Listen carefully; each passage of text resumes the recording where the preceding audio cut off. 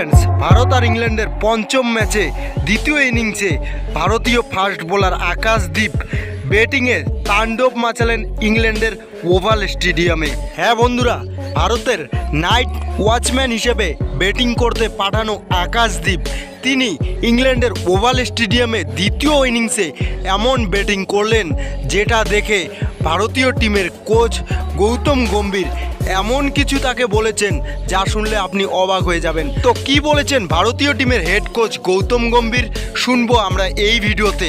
আর তার আগে প্রসিদ্ধ কৃষ্ণা এবং আকাশদীপের মধ্যে কে ভয়ঙ্কর বোলার সেটা কমেন্টে জানাবেন।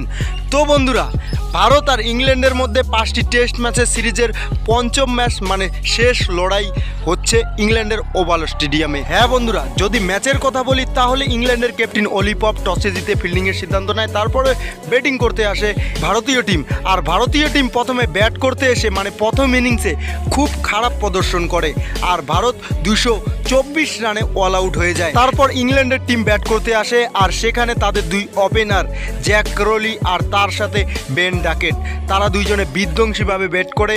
আর তখন সবাই ভাবছিল ভারত এই ম্যাচটাও হারতে বসেছে, কারণ ইংল্যান্ডের দুই ওপেনার জ্যাক ক্রলি তার সাথে বেন ডাকেট বিধ্বংসীভাবে ব্যাট করছিলেন আর তারা 92 রানের পার্টনারশিপও গড়ে তুলেছিলেন।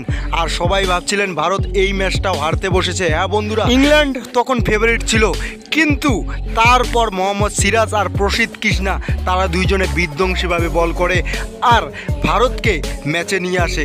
তারা দুইজন 4 উইকেট করে নিয়ে ইংল্যান্ডের কোমর ভেঙে দেয় আর ইংল্যান্ড প্রথম ইনিংসে 247 রানে অল আউট হয়ে যায়।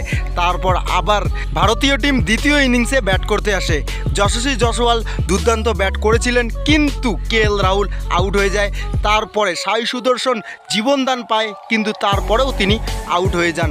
তারপরে নাইট ওয়াচম্যান হিসেবে পাঠানো হয় আকাশদীপকে। ভারতীয় টিমের ফাস্ট বোলার আকাশদীপ ইংল্যান্ডের বোলারের রাতের ঘুম উড়িয়ে দিয়ে তিনি বিধ্বংসীভাবে ব্যাট করে তিনি 66 রানের একটি ইনিংস খেলেন, যার জন্য ভারত স্কোরবোর্ডে স্ট্রং পজিশনে পৌঁছে যায়। আর তারপর আকাশদীপকে নিয়ে ভারতীয় টিমের হেড কোচ গৌতম গম্ভীর এমন কিছু বলেন যা শুনলে আপনি অবাক হয়ে যাবেন। তো কি বলেছেন এবার আমরা শুনবো ভারতীয় টিমের হেড কোচ গৌতম গম্ভীর।